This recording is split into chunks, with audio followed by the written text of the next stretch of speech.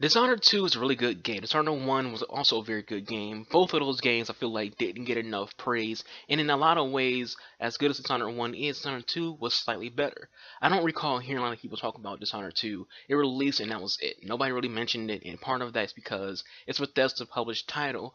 I feel like a lot of people ignore games or don't talk about a lot of games that come from a company that isn't the company's top seller, i.e. Fallout or Elder Scrolls. So if you're not Elder Scrolls or Fallout from Bethesda, you're not no one's gonna talk about you. No one's gonna talk about Prey. No one's gonna talk about Wolfenstein. No one's gonna talk about Evil Within or Dishonored. Those are the big name titles for Bethesda are Fallout and Elder Scrolls. So games like Dishonored, Evil Within, even the classics like Wolfenstein and Doom get overlooked because they aren't Fallout and Elder Scrolls, the two games people want to hear about from Bethesda.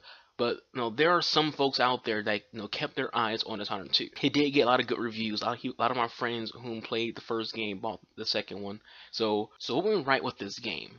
What am I talking about? Why do I feel like this franchise as a whole needs more attention? Well, story-wise, Dishonored games are unique. They're immersive, they're well written, they're great stories, dark stories, with beautiful cel-shaded graphics. The series has a muddy look and feel to it in a good way. There's so much about Dishonored games that just speaks of, a great gaming experience, and a lot of that's because of the great work by developers at Arcane Studios. So shout out to them for making these two great games.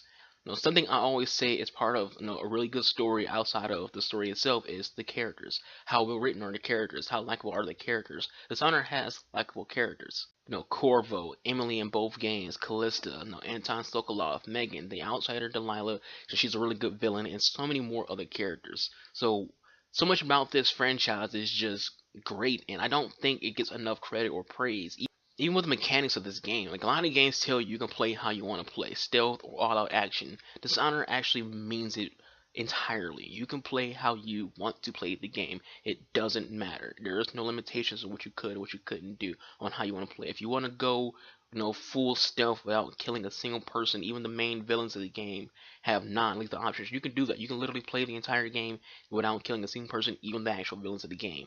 On the flip side, you can just kill every single person you want to see, no matter what. A lot of the games that try to say, you can do whatever you want. You can play stealthy or play, full out, murder.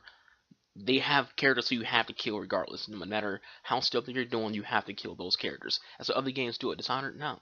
Even the main villains have non-lethal options. Then there's the abilities of Corvo and Emily.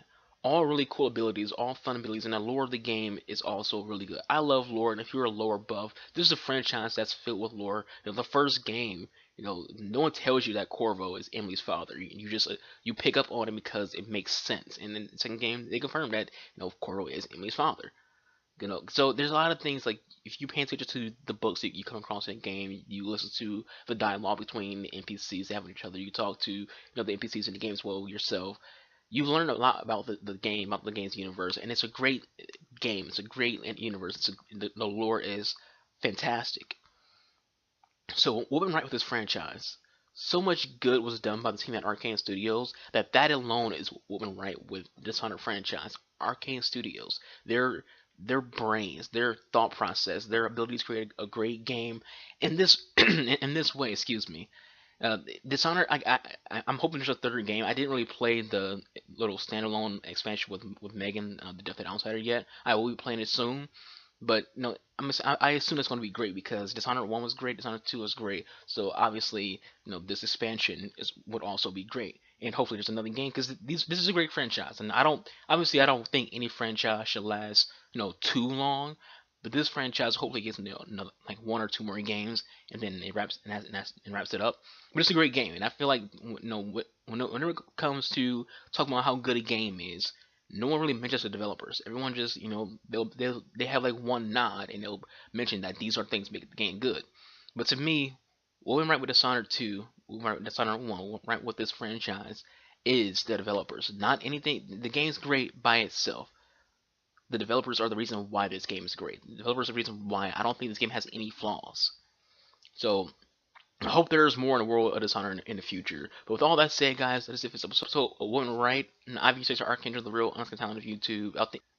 Thank you all for watching. Hope you all enjoy. Be kind to one another, and I'll catch you guys next time. Peace out.